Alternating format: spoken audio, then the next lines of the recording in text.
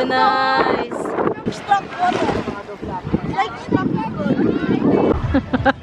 Ano daw? Kubaw? Tayo na.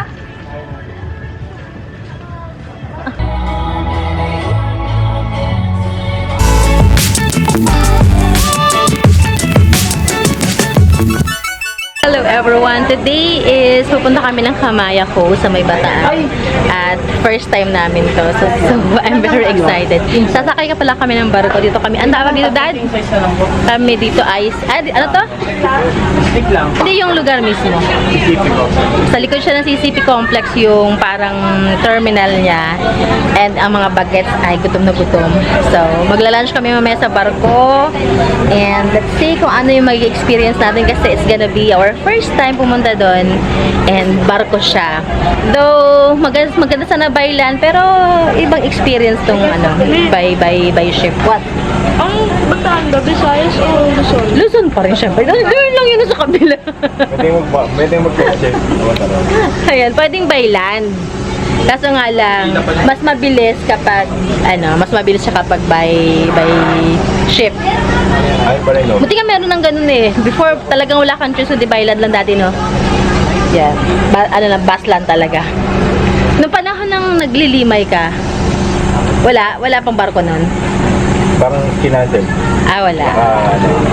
So, good thing meron kayo na, ay, mas maganda pala dito ang lighting. Ayan, no?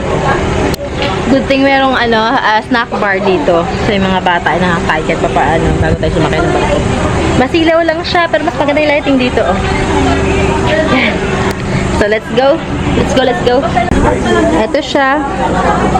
Ayan siya, mga moms. And yun yung barko. Sa pila tayo. Init. And the Manila. Ito na yung sasakyan namin papuntang Bataan. Tayo ay, asan nga bandang Kamaya Cove? Mariveles. Ayan. Ayan na siya. Fast ferry siya, pero ang travel time is 2 hours. So, may kalayuan. Kung ganun. Okay, so kape ay papasakay na ng barko. At may ganito pala siya, oh. Don't be scared. Oh. Ayan siya. Tapos ang ano dito, ang challenge dito, yung gumagalaw-galaw to kasi sa water siya. Hi! Hi! Ang cute nyo. Wait lang, dyan lang kayo. Ang cute nyo. Ang picture ko sana. Picture kayo dun, oh. Hindi, doon kayo, dali. Saya nga, oh. Saya, oh. Tingin dito, dali. Tingin dito sa akin muna. Tingin dito. Ang cute nyo. Anak, hindi pa tapos eh. Go na.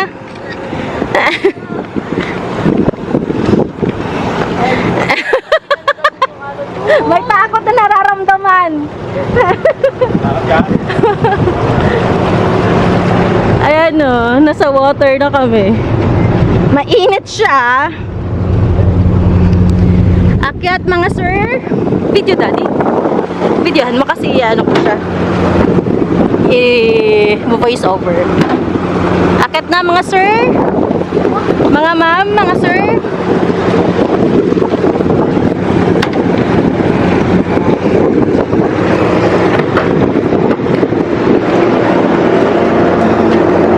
Kakampanit po kayo? Ito na ang loob. Ito ang loob ng ship.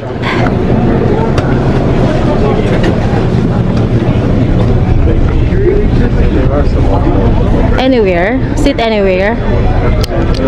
Walang sit. And we're here na sa Kamaya Cove. Ang ganda ng view. Hawak ka. Takot ka? Yeah. Ayan na. Ang ganda ng view. Oh, nice. Yeah. Super blue. The water is super duper blue. tayo sa kabundukan ng Bataan. Gano'n kaya kalayo siya natin andito, Mariveles.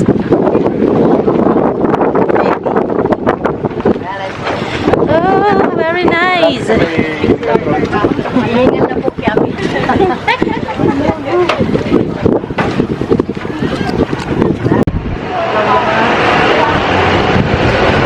So, ito yung loob. Hindi ako nakapag-film kanina kasi may music.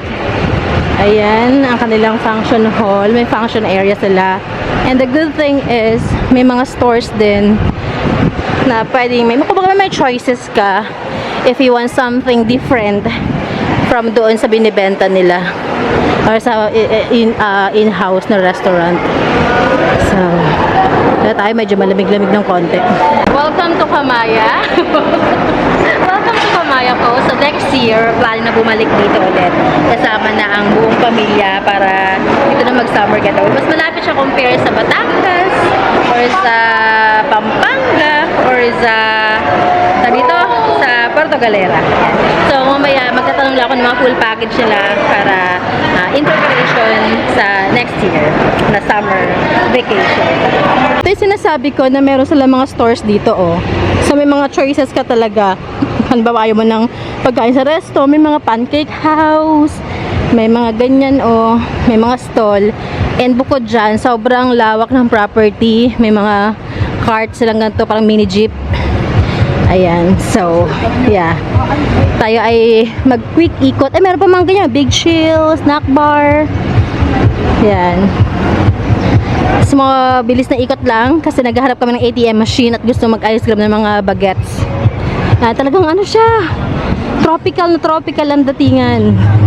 Mainit. Ayan. So, yan ang Kamaya Coast. May bar sa gitna. Itong kanilang banquet hall, siguro para sa mga day tour na katulad namin, pwede magstay dito. May ATM machine. So, in fairness din naman talaga. And, yun. Ang ganda dun, Super summer ang vibe. Ang daming puno ng niyog. Ang cute, bukod sa mga parang mini jeepney or parang mga mini bukod dyan, hindi kayo ang cute. Ay, nang parang may train. Nako, choo-choo train. Choo-choo train. May train na umiikot. Para siguro sa mga ayaw maglakad at gusto makaikot sa property. Ayan may pagtunog pa siyang ganyan. Ang cute. And lakad tayo, yun na ang beachfront.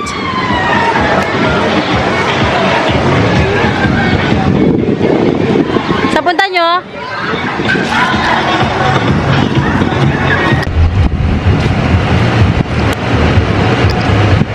Ito pala, may charging station din dito. Charging station din pala. Akala ko, naghahanap kasi ako ng charging station kasi lobat ang aking phone. Bibili ng ice cream to mga to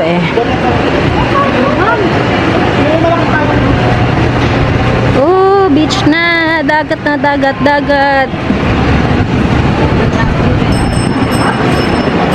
Meron pa pala dito. Barbecue grill naman siya. Restaurant din. Dagat, nakita niyo ba yun? Dagat. Dito naman restaurant din. Kumbaga okay, ito yung barbecue grill nila, yung kitchen nila pala. Ito naman yung pinakang restaurant nila.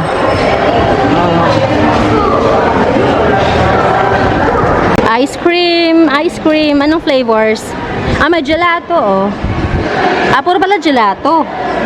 Ako isa lang. May cheesecake dark chocolate ako. Sige, pistachio na lang sa akin. Para masarap yung pistachio din. Dark chocolate. Tahingin na lang akong pistachio. Hati na lang tayo, Daddy. Hati na lang tayo. Ano ba kalaki servings niya, Kuya? Kasi baka masyado malaki. 1 scoop.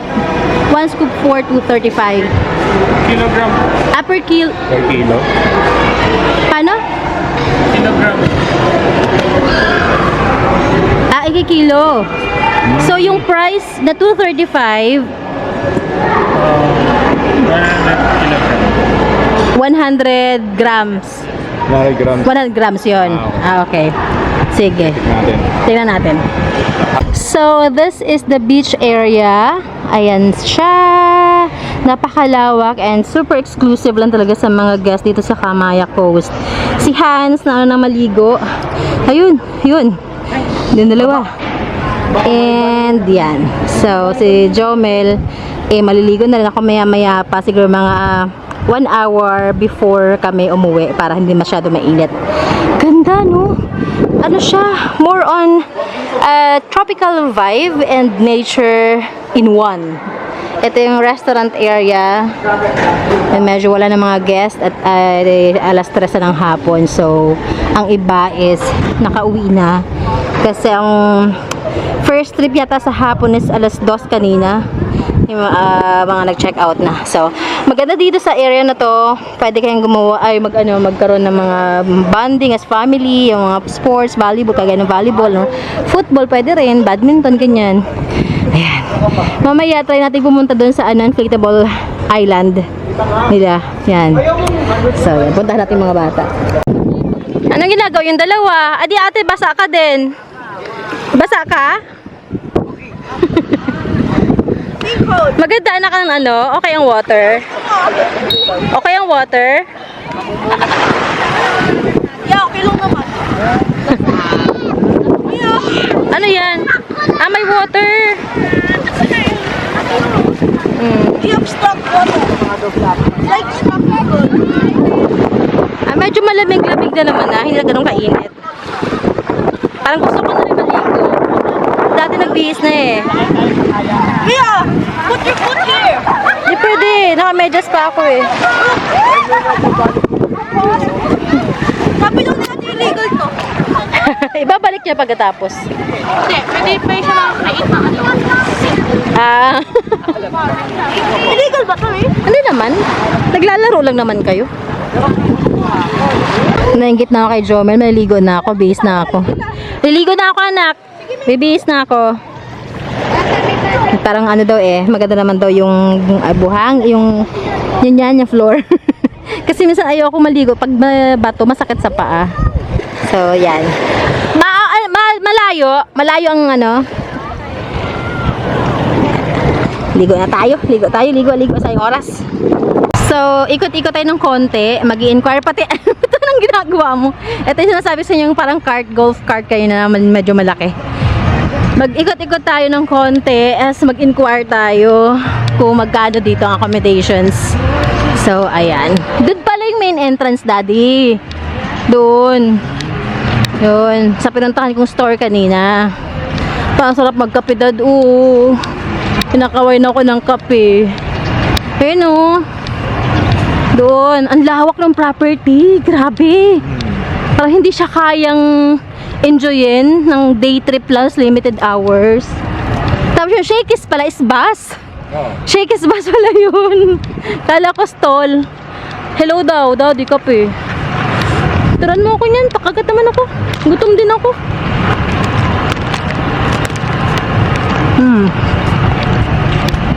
Yung sa Imada. Ngayon na nakain. Kamaya stand. Ang laki ng ang laki ng property, no? Not bad, no? Lapit lang talaga sa Manila. Ayan. 2 hours. Pwede pa rin sa land travel din. May bus na exclusive kay Kamaya. Saan ang terminal? Hindi ko lang alam. Ito yung map. Pakita muna natin yung map. Ito, may ilaw na siya. Mas maganda tingnan.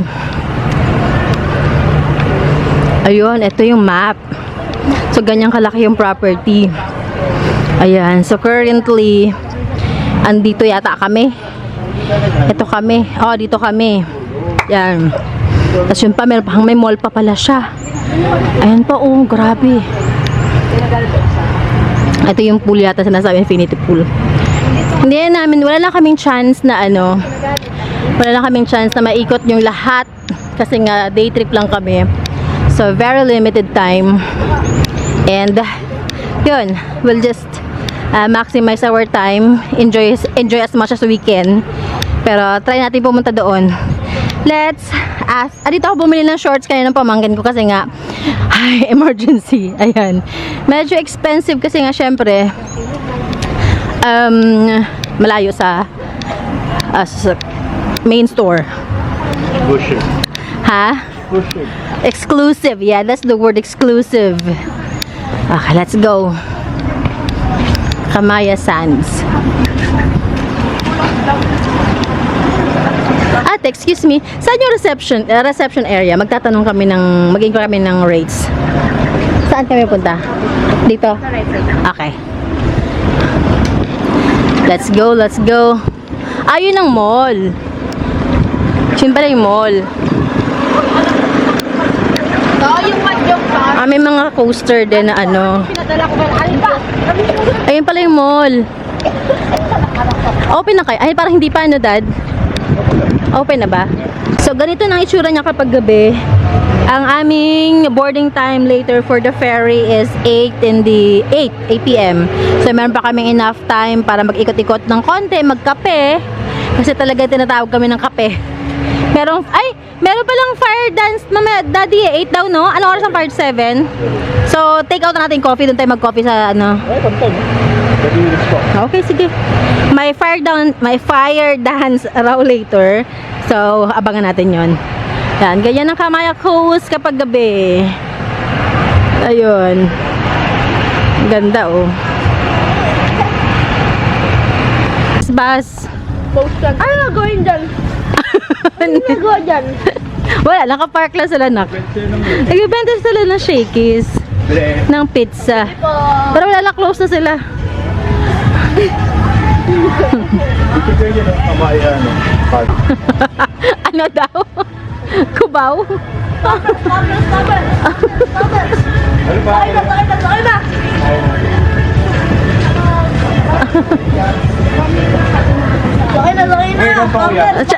Ano yun? Siya na sumakay? Wala ka na pasahero?